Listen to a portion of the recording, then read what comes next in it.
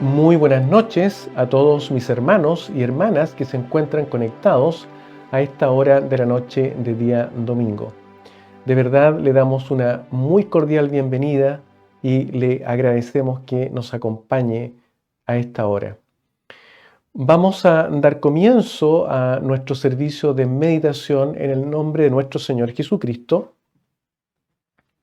Y hoy día vamos a meditar en un tema muy especial. Justamente este tema nace a raíz de una pregunta que se nos hizo algunos días atrás, a raíz del anuncio que hemos hecho de formar una nueva denominación en Chile, ¿ya? La Iglesia Evangélica de Fe Pentecostal. Y la pregunta que se nos hizo es la siguiente: ¿deben los cristianos diezmar? Y con la ayuda del Señor vamos a formular una respuesta bíblica a esta pregunta.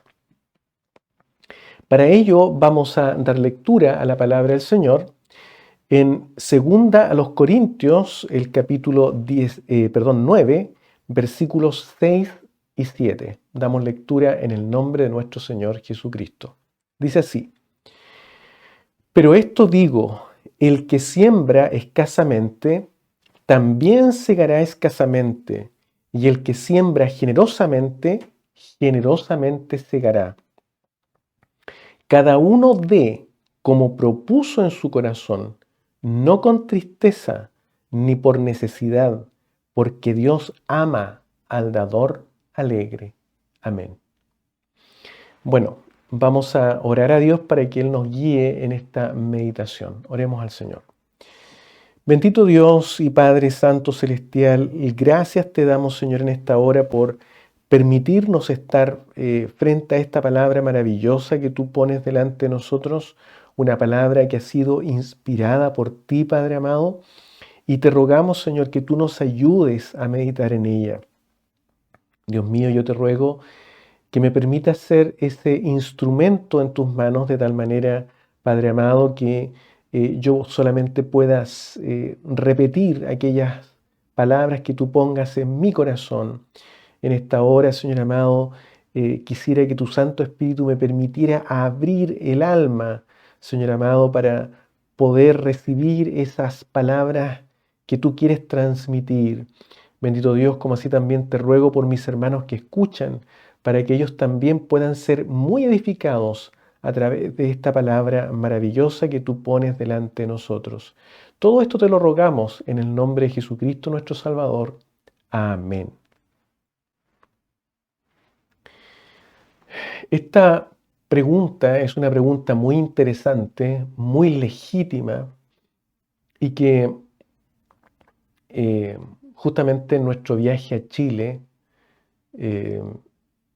muchos también nos hacían esta pregunta y nos llamó mucho la atención el hecho de recibir, como les comentaba el domingo pasado, un correo electrónico donde se nos hacían también estas mismas preguntas. Así es que es una pregunta recurrente, muy legítima y que todos nosotros en algún momento de nuestra vida cristiana nos hemos hecho, ¿ya?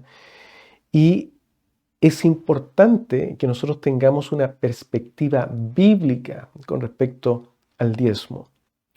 La Biblia, mis hermanos, habla de dar, ¿ya? Eso es indiscutible. Desde el Génesis hasta el Apocalipsis, la Biblia habla de dar. Ese es el principio que muestra la Escritura. Y en particular, en el Antiguo Testamento se habla mucho del diezmo. Y el diezmo justamente apunta a ese principio bíblico de dar.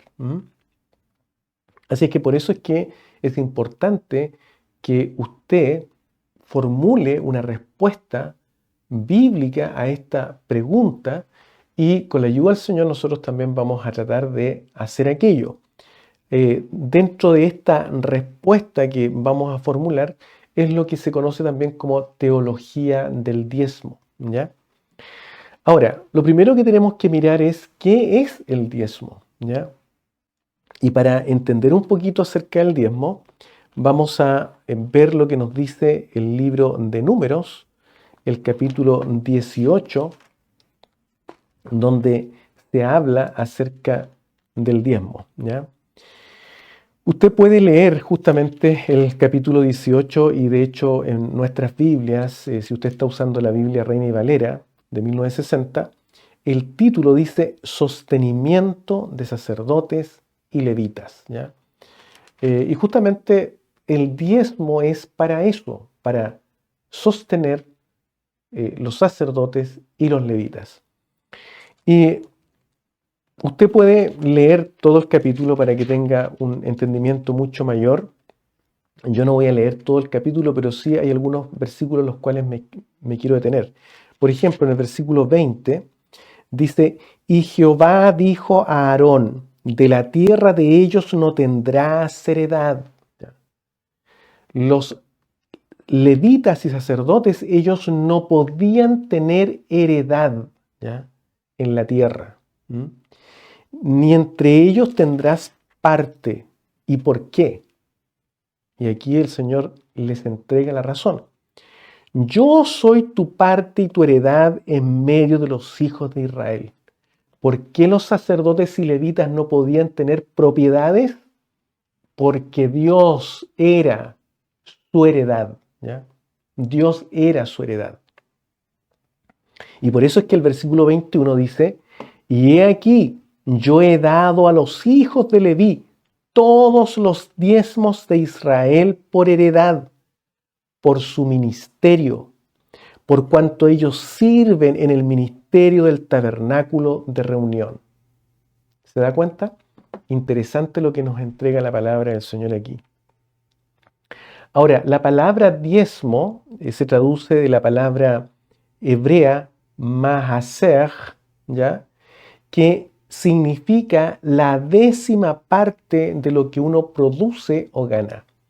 Ahora bien, todo lo que habla de producir en esta parte de la Escritura se refiere al trabajo agrícola, al fruto agrícola, al fruto ganadero, ¿ya?, que ellos producían en esa época, ¿ya? Pero la práctica del diezmo fue una práctica que el Señor, digamos, implementó bajo, ¿no es cierto?, la ley de Moisés como una manera de enseñar obediencia, de enseñar gratitud y de enseñar confianza en la provisión de Dios, ¿ya? Y esto se lo enseña a todo el pueblo de Israel. Y este diezmo era entregado a los levitas y sacerdotes para su sustento, ¿ya? ¿Por qué? Porque ellos no iban a tener heredad, no iban a tener tierras, no iban a tener propiedades. Por tanto, tenían que vivir de lo que producían sus tribus hermanas, ¿ya?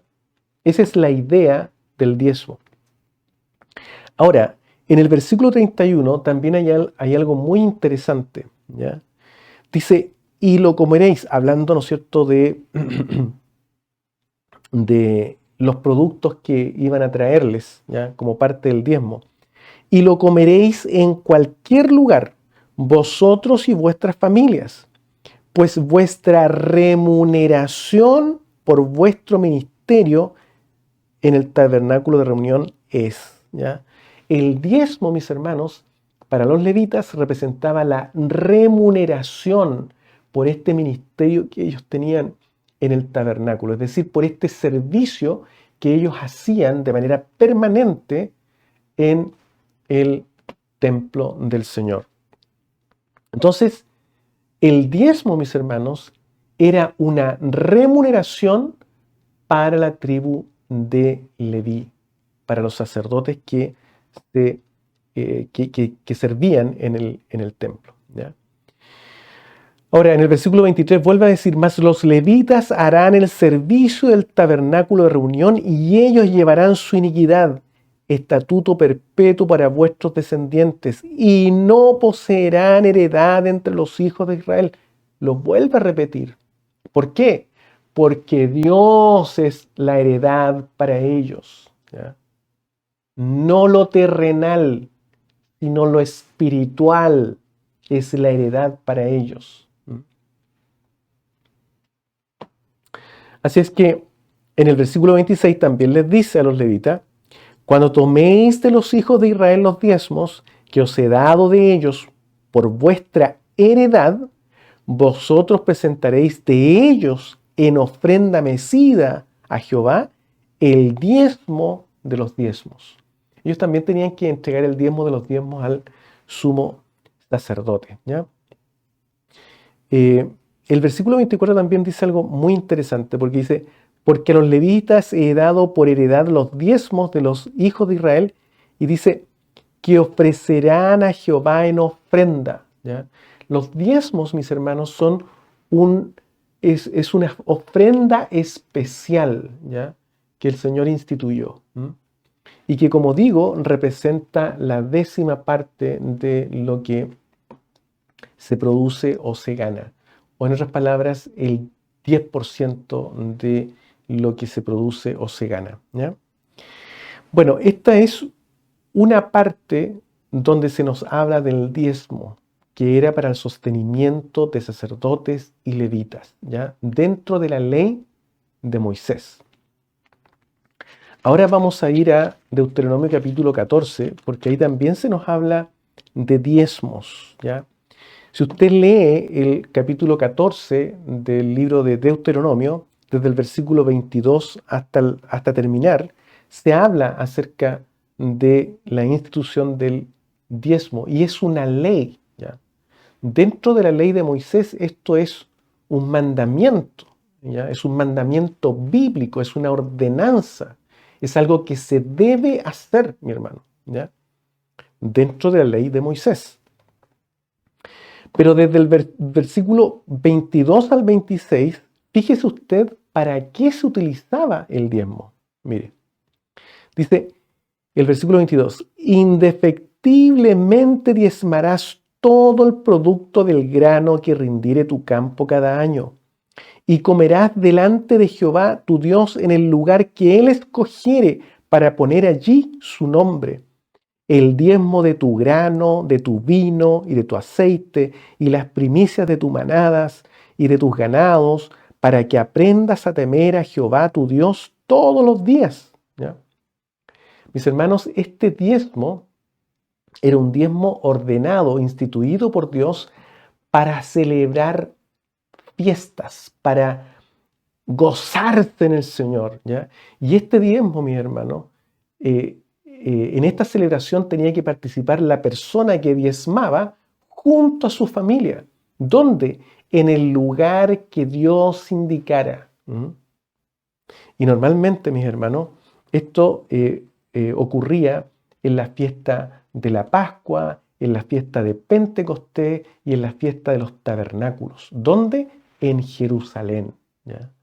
Esto ocurría en Jerusalén, donde Dios ordenaba. Y mire lo que dice acá, el versículo 24.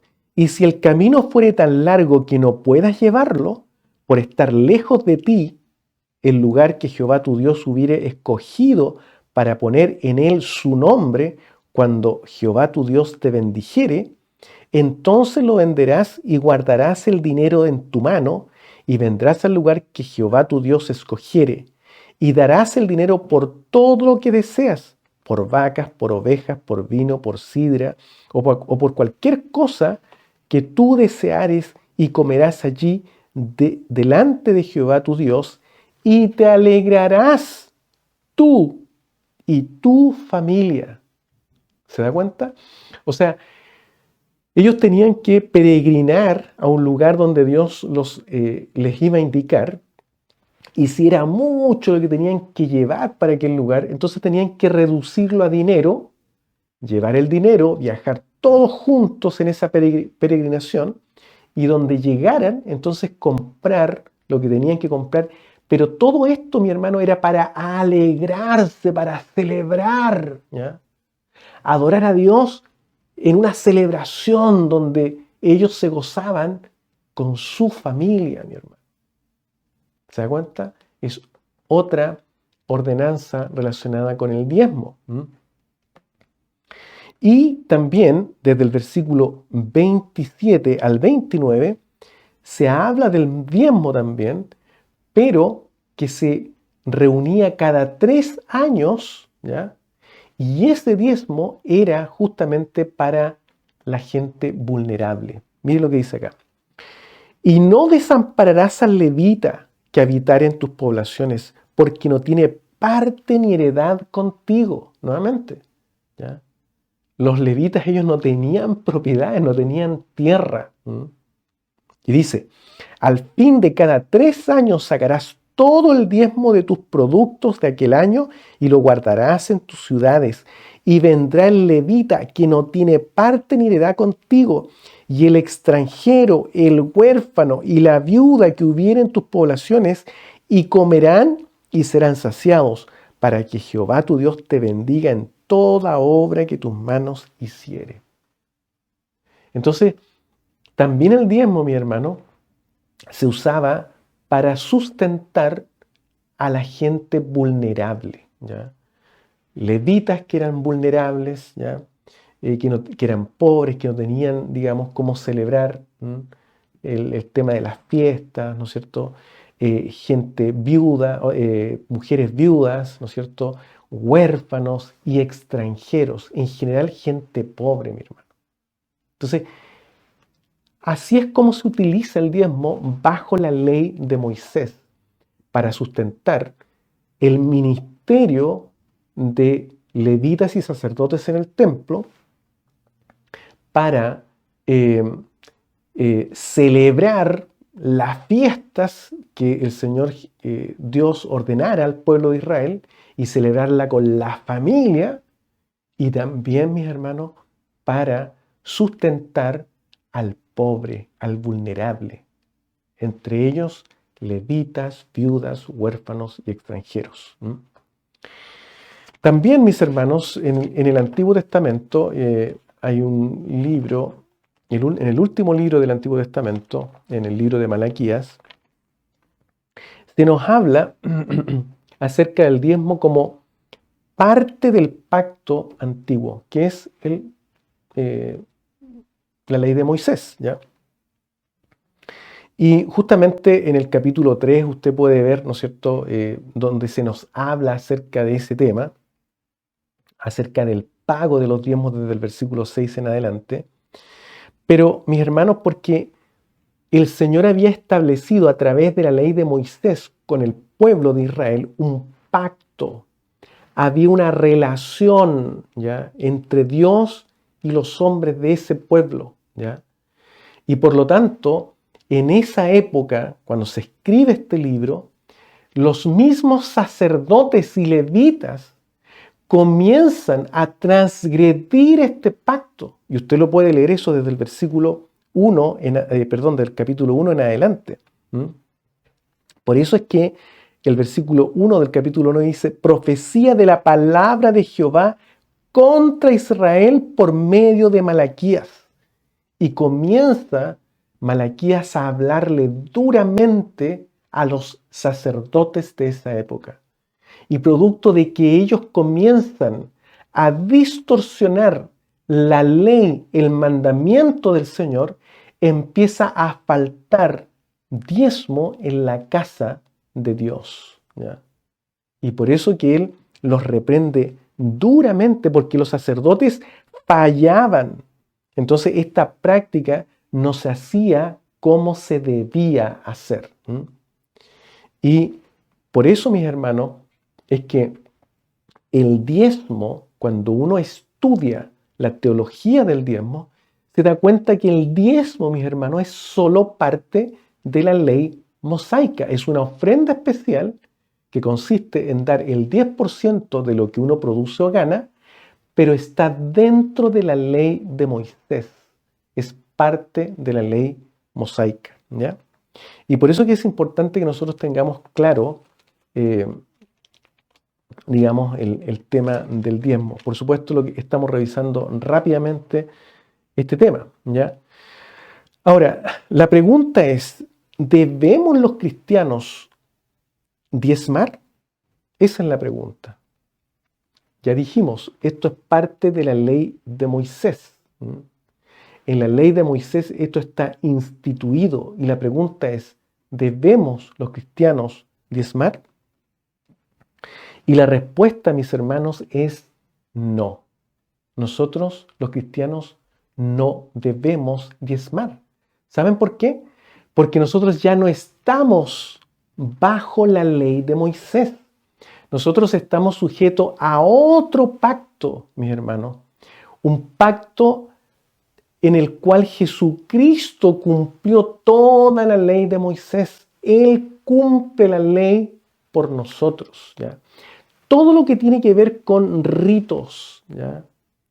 Con preceptos, excepto lo que tiene que ver con la parte moral de la ley, ya no corre para nosotros. El Señor Jesucristo cumplió todo aquello, pero de esa ley de Moisés Él extrae la parte moral y Él la eleva para nosotros en el nuevo pacto, ¿ya? Pero provee una ayuda que el antiguo pacto no proveía. Y por eso que por fe la salvación es posible para nosotros, ¿ya? Porque el Señor Jesucristo cumplió la ley. Y nosotros ahora somos justificados por la fe ante Dios. Somos justificados por la fe ante Dios.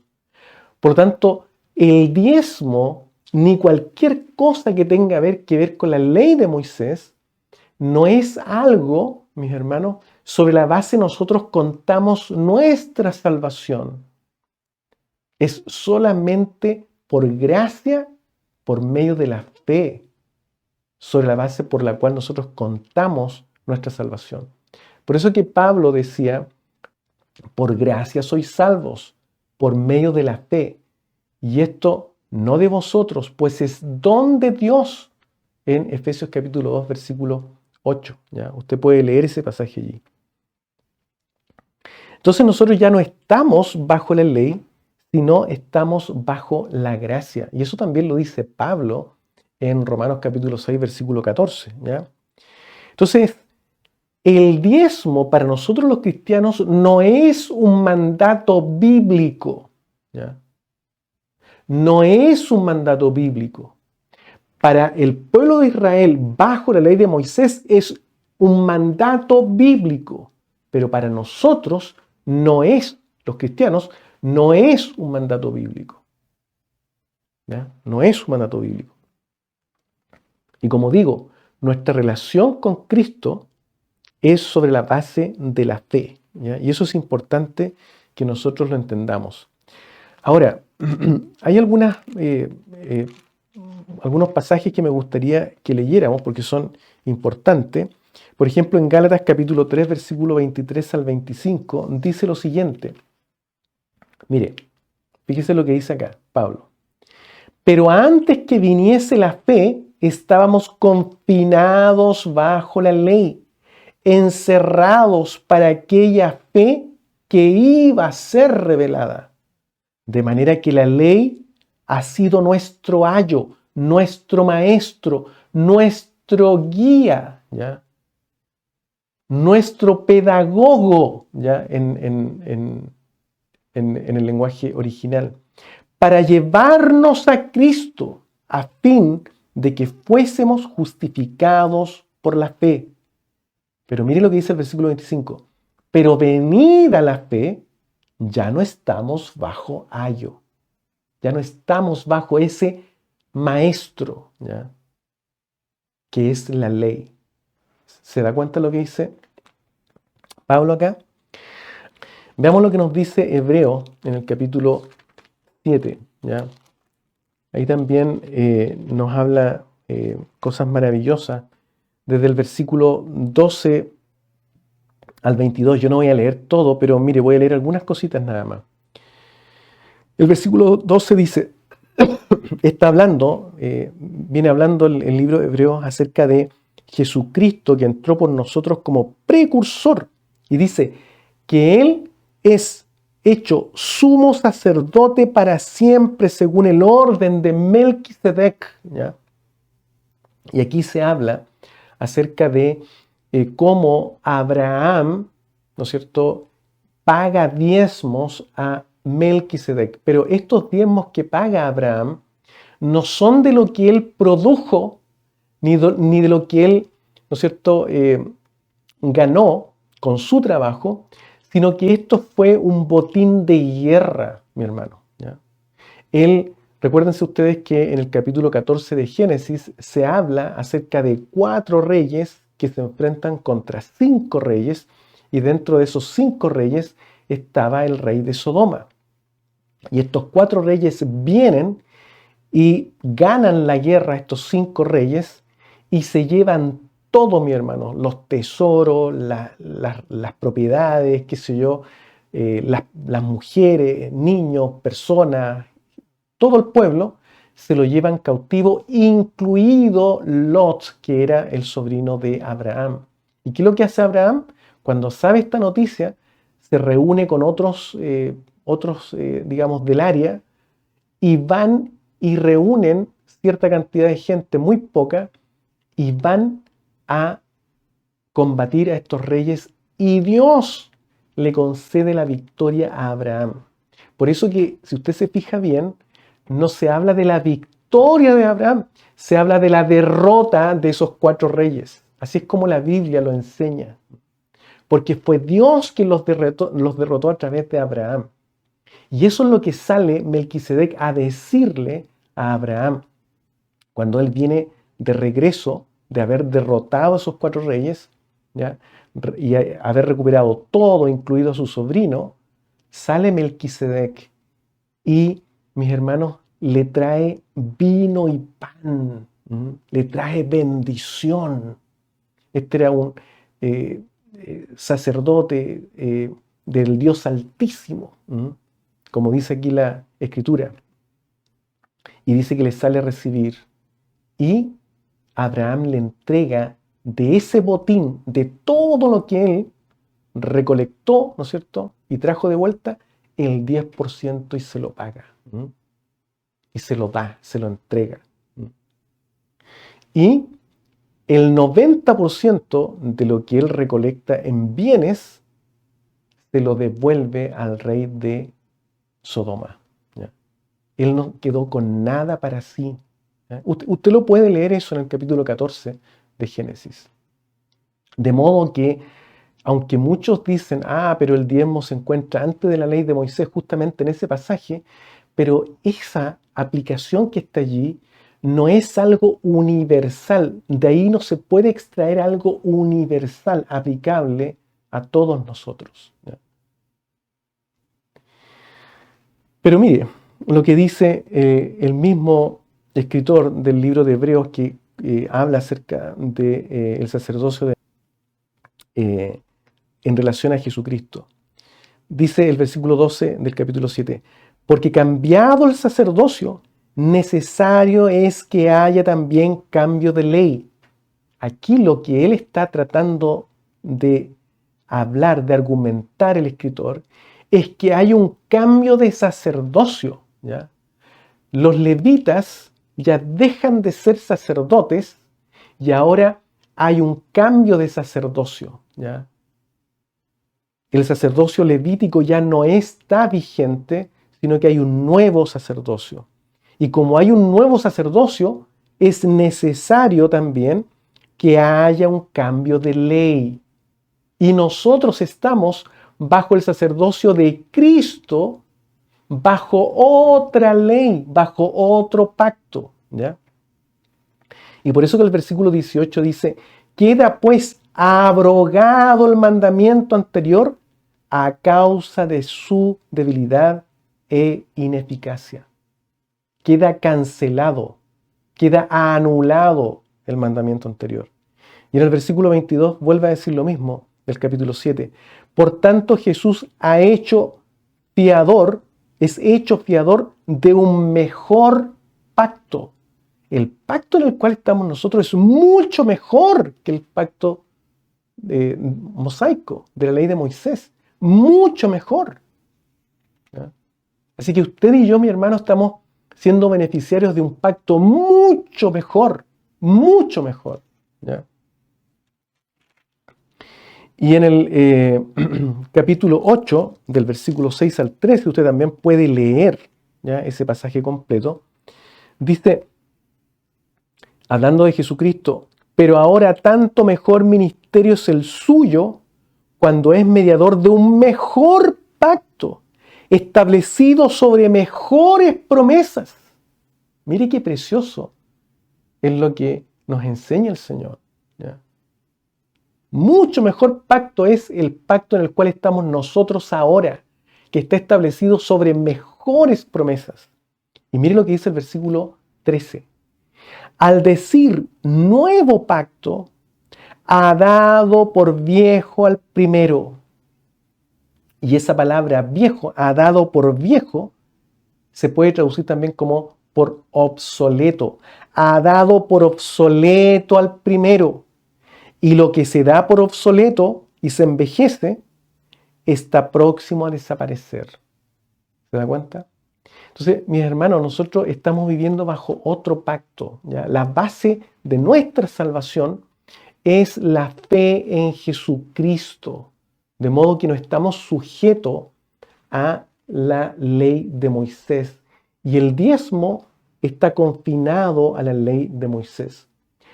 Alguien también podría decir, pero Jacob también prometió diezmo en Génesis, ¿no es cierto?, 28, versículo 22. Ahí usted puede leer acerca de la promesa que hace Jacob a Dios.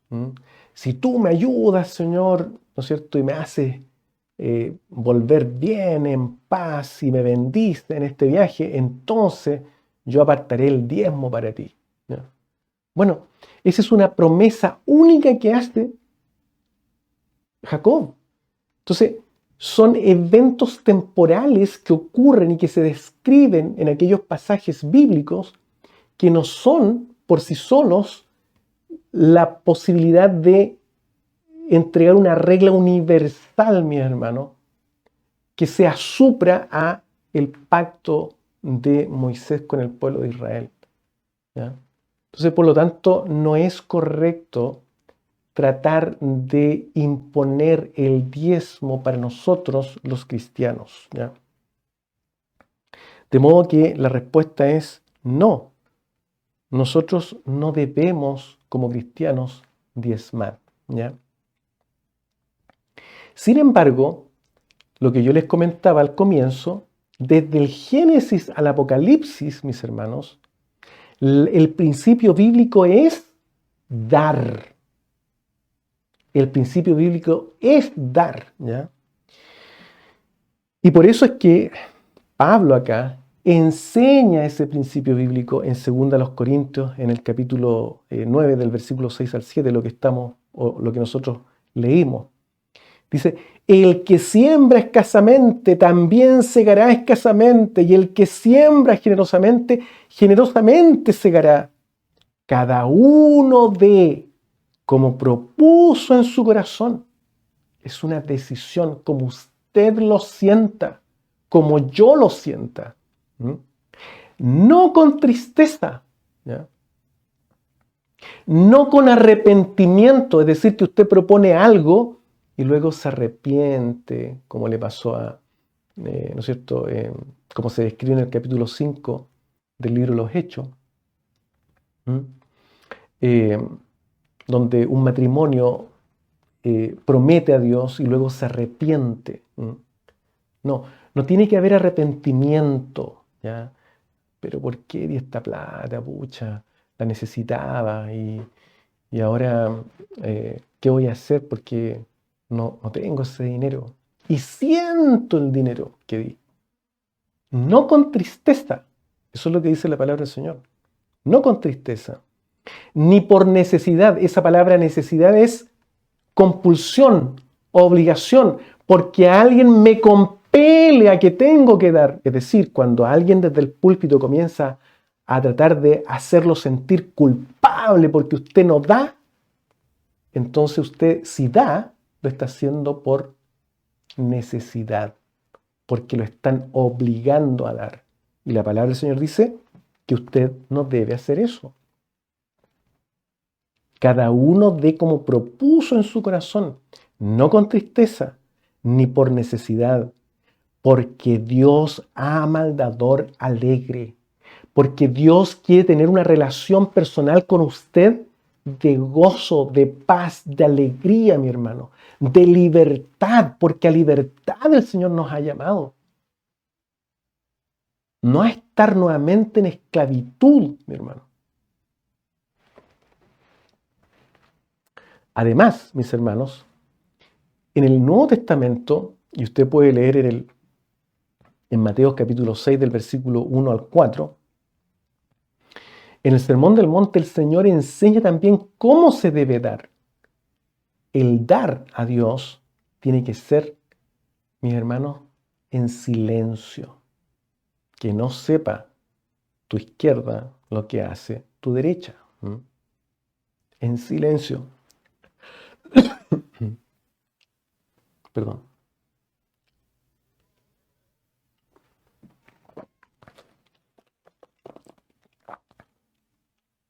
Leamos ese versículo bíblico.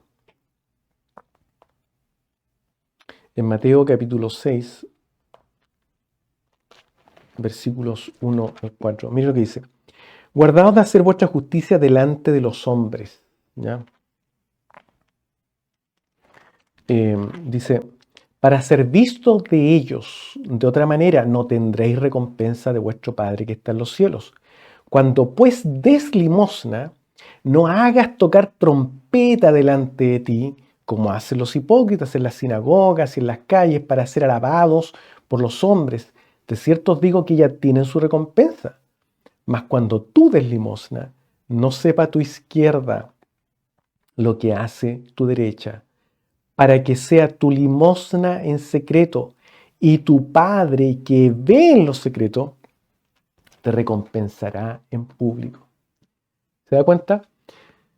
Entonces, cuando nosotros damos, mis hermanos, tenemos que dar, en primer lugar, no con tristeza, ni en forma obligada. Tenemos que dar a Dios con un corazón alegre. Tenemos que dar también de manera generosa. Por eso que Pablo está diciendo en el versículo 6, el que siembra escasamente también segará escasamente. Y el que siembra generosamente, generosamente también segará. Entonces, el principio bíblico que aplica a nosotros los cristianos es el dar generosamente, sin tristeza, no por la fuerza, y como dice el Señor, en secreto. ¿Entiende? No haciendo sonar ¿no es cierto?, bombos y platillos porque hemos dado una ofrenda, ¿ya?, a Dios. Ahora, también es importante, mis hermanos, que nosotros entendamos que en el nuevo pacto, todo lo que nosotros somos le pertenece a Dios. Todo lo que es usted le pertenece a Dios. Hermano, todo. Mire, el cuerpo que nosotros tenemos es un cuerpo que Él nos ha dado, mi hermano.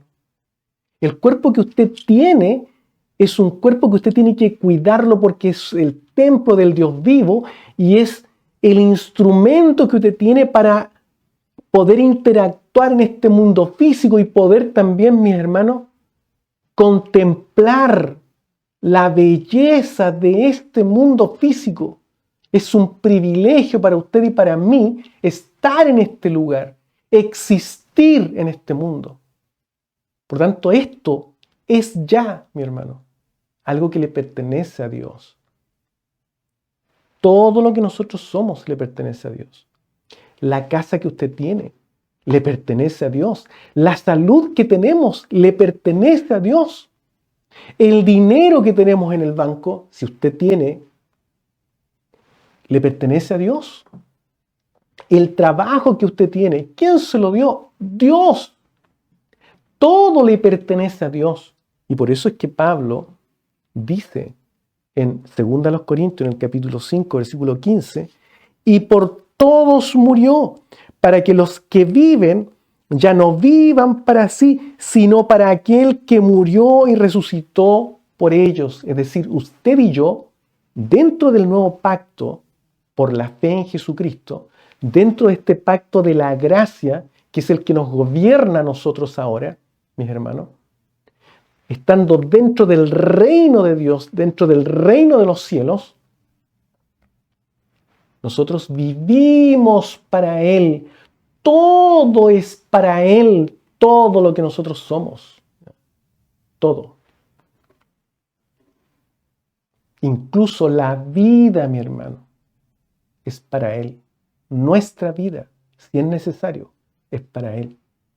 Sus hijos, mis hijos, dice la palabra del Señor, son herencia de Jehová. Hermano, todo. ¿Ya? El que haya esposa, haya el bien. ¿El bien de quién? De Dios. O sea, el hecho de que tengamos esposa, el hecho de que tengamos hijos, el hecho de que usted tenga un esposo, que tenga hijos, todo eso le pertenece a Dios. Y nosotros como cristianos reconocemos aquello, mi hermano, que todo lo que nosotros somos le pertenece a Dios. Y mire lo que dice también Lucas en el capítulo 14. Dice en el versículo 33. Así pues, cualquiera de vosotros que no renuncia a todo lo que posee, no puede ser mi discípulo. Todo le pertenece a Él. Y usted y yo como cristianos debemos renunciar a todo aquello. Todo lo que nosotros tenemos, que poseemos, le pertenece a Él. Y Él cuando quiere, lo quita. Y si Él quiere, agrega más.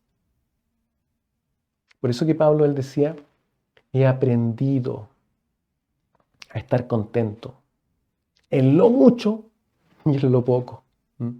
¿Por qué él aprendía esto? Que todo lo que era de él era de Dios. Y Dios podía perfectamente entregarle mucho o también quitarle y dejarlo en poco. Pero nuestra alegría, nuestro gozo es Dios. Todo el resto le pertenece a Él. Entonces, mis hermanos, la pregunta es, ¿cuánto dar a Dios? ¿Cuánto dar? El Señor me pide que yo dé, ¿ya? Y de hecho, hay una expresión de Pablo que él dice que es una expresión de Jesucristo que no está en los evangelios, que dice, más bienaventurado es dar que recibir. O sea, nosotros debemos dar porque hay una bienaventuranza, hay florecimiento cuando nosotros damos a Dios, cuando nosotros damos, cuando nos desprendemos. ¿Ya? Eso no está escrito en los evangelios. Eso es algo que viene de la tradición oral. Y se dice que eso lo dijo Jesucristo. Y Pablo lo enseña y dice que Jesús dijo, más bienaventurado es dar que recibir. La pregunta es, ¿cuánto dar? ¿Cuánto dar? Y aquí es donde nosotros tenemos que tener cuidado porque muchas veces, mis hermanos, hay hombres que con astucia se levantan en las congregaciones y comienzan, mis hermanos, a decir cosas porque quieren su dinero. Por eso que hay que tener mucho cuidado, ¿ya? Y este tema es muy importante por eso. Dice en el versículo 2 y 3 de segunda de Pedro capítulo 2, hablando acerca de los falsos profetas y falsos maestros. Dicen, y muchos seguirán sus disoluciones por causa de los cuales el camino de la verdad será blasfemado. Y dice el versículo 3, y por avaricia, es decir, por amor al dinero, porque eso es lo que significa avaricia. Y por amor al dinero, y avaricia también es idolatría, dice Pablo, harán mercadería de vosotros con palabras fingidas. Sobre los tales ya de largo tiempo la condenación no se tarda y su perdición no se duerme. Entonces muchas veces ven a dar a Dios, ven a dar a Dios, ¿ya? E imponen el diezmo, ¿ya? Como si fuera algo obligatorio a la congregación. Eso no es así, mi hermano. No es así. Y si usted está en una iglesia donde está ocurriendo aquello, Cristo no está gobernando en esa iglesia. No es Cristo el que está predicando en esa iglesia. O dígame ¿usted cree que Cristo vino a la tierra por su dinero, mi hermano? No, Él vino por su alma. Eso es lo que le interesa al Señor, su alma, no su dinero. Por supuesto que dentro de las enseñanzas que Él entrega y que la palabra del Señor entrega, hay un principio bíblico de dar, pero a Él no le interesa su dinero. Mire lo que dice una expresión acá en el Salmo 50. Esto es lo que piensa Dios de nuestras posesiones. Miren, esto es lo que dice Dios. Dice, si yo tuviera hambre, no te lo diría a ti. Porque mío es el mundo y su plenitud. ¿Se da cuenta lo que dice el Señor? O sea, mi hermano, el dar, el principio de dar es bueno para nosotros, pero no porque a Dios le interese su dinero. Eso usted tiene que tenerlo claro. Pero es bueno para nosotros el dar. ¿Por qué? Porque aprendemos a confiar en la provisión de Dios. Y yo soy generoso, ¿cierto? Con Dios. Entonces, Dios también provee. No es que yo voy a dar a Dios porque yo quiero que Él me dé el doble. No, mi hermano, tampoco es así. Dios no es un hombre de negocios, como muchos tratan de enseñar o implicar en las predicaciones. No, es simplemente me hace bien a mí. Es una disciplina el dar. Es un principio bíblico por el cual usted y yo debemos vivir. Debemos dar. Pero mire lo que dice Dios acá. Si yo tuviese hambre, no te lo diría a ti. Porque mío es el mundo y su plenitud. Y tú también eres mío. Tu cuerpo yo lo hice. Yo te doy inteligencia, yo te doy salud. Todo me lo debes a mí. Por tanto, no te lo diría a ti. ¿Cuánto dar? Esa es la pregunta. ¿Cuánto dar? Y es ahí, mis hermanos, donde el diezmo puede ser una herramienta bíblica, no un mandato bíblico para usted y para mí, sino una herramienta bíblica, una referencia bíblica. Esa es la diferencia. Si alguien en la iglesia donde usted está enseña acerca del diezmo como una referencia bíblica, escúchelo. Pero si lo están imponiendo como un mandamiento bíblico, no está Cristo en esa iglesia enseñando. Sí, hay tradiciones desde la antigüedad, desde la historia de la cristiandad, tradiciones, mis hermanos, que enseñan el diezmo como una referencia bíblica para responder a la pregunta, ¿cuánto dar a Dios? ¿Cuánto? ¿Con cuánto puedo dar a Dios? Porque, mi hermano, en la obra del Señor, en todo lo que implica la iglesia, la obra del Señor, las necesidades siguen siendo exactamente las mismas del Antiguo Testamento. Hay que preocuparse por el sustento de quienes trabajan en el ministerio de la palabra de Dios, ¿ya? De hecho, hay exhortaciones acerca de preocuparse de los ministros que atienden bien la labor del ministerio de la palabra, ¿ya? Eh, También, mis hermanos, hay viudas, hay huérfanos, ¿ya? Hay gente pobre, hay extranjeros a nuestro alrededor, hay gente vulnerable. Por supuesto que hay que ayudar también. Hay una labor que hacer. Esas mismas necesidades que estaban antes siguen estando ahora. Y la pregunta es, ¿cuánto dar a Dios? Y ahí es donde algunas tradiciones enseñan que el diezmo puede ser una buena referencia bíblica, pero no una imposición, no es un mandamiento bíblico. Y como referencia bíblica es un asunto personal entre usted y Dios, ¿ya? Es un acuerdo entre usted y Dios, pero no es una imposición. Un pastor no puede venirle a usted a obligar a que entregue su diezmo, porque esto es algo personal entre usted y Dios. A lo mejor, como referencia bíblica,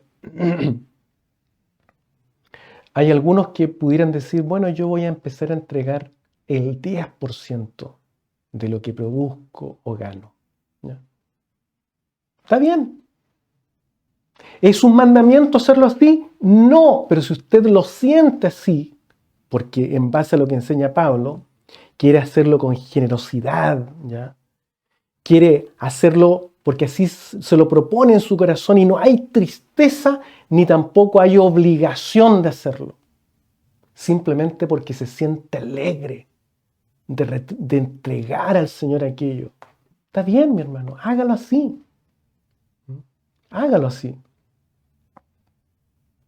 Pero si usted siente entregar menos de eso, a lo mejor un 8%, un 5%, hágalo, mi hermano.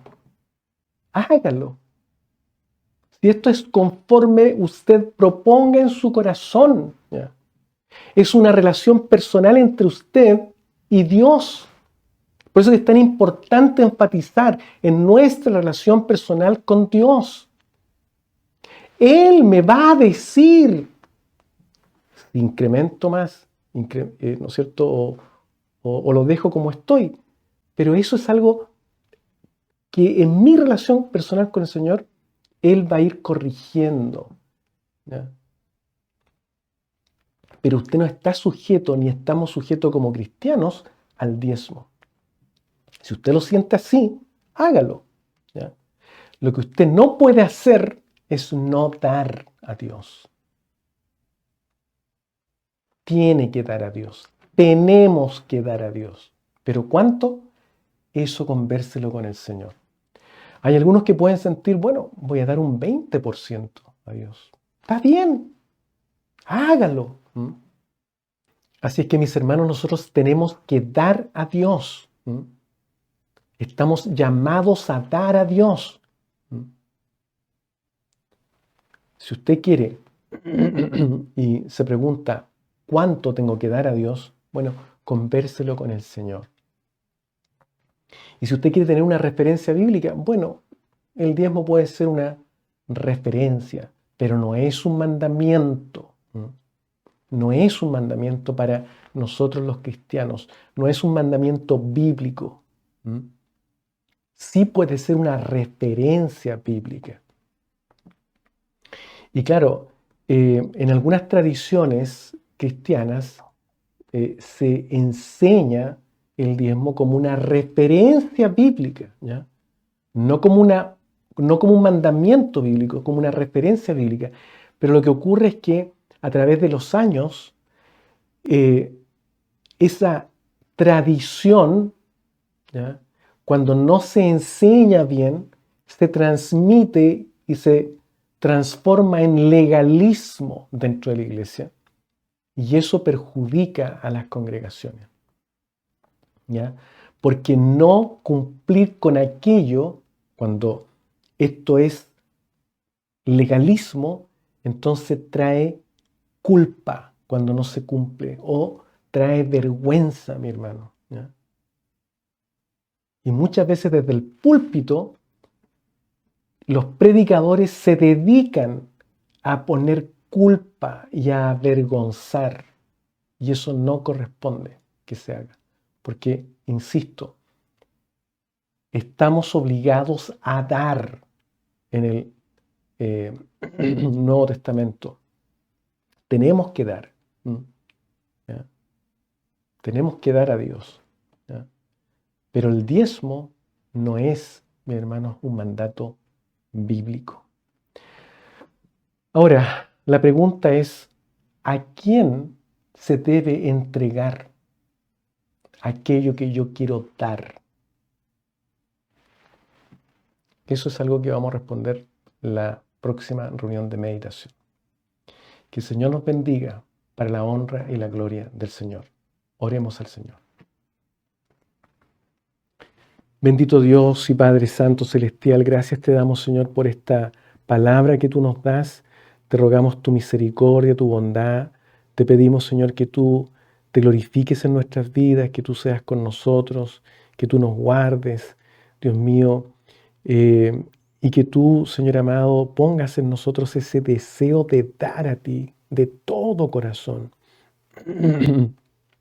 como lo hizo también la viuda, Señor, que dio, Señor amado, el único dinerito que ella tenía y lo puso en la ofrenda. Señor amado, así también nosotros lo hagamos de todo corazón para ti, porque tú nos has dado todo para nosotros. Bendito Dios, ayuda a mis hermanos también, que este tema sea de edificación para sus vidas. Te lo rogamos todo, te lo suplicamos en el nombre de Jesucristo nuestro Salvador. Amén. Amén.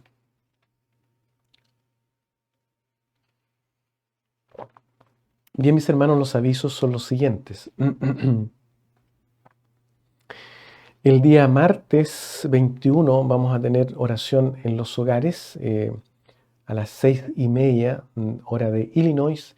Y por supuesto mis hermanos que se encuentran en Perú, Bolivia, Argentina y Chile pueden acompañarnos. Por supuesto tendrían que agregarle 1 hora más en Perú, 2 horas más en Bolivia y 3 horas más en Argentina y Chile. El día miércoles 22 vamos a tener nuestro taller de mujeres de la Biblia a las 7 de la tarde hora de Illinois, y en Perú corresponde que sea a las 8 de la tarde, Bolivia a las 9 y en Chile y en Argentina y Chile a las 10 de la noche.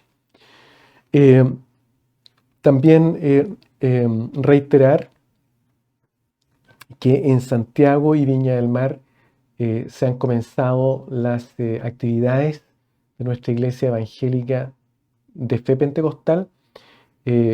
Estamos recién comenzando, como digo, pero gracias al Señor que ya están las reuniones, digamos, haciéndose para la honra y la gloria del Señor. Si usted desea contactar a los guías que están en Santiago y Viña del Mar, puede llamar o escribir un WhatsApp a los números que aparecen en su pantalla.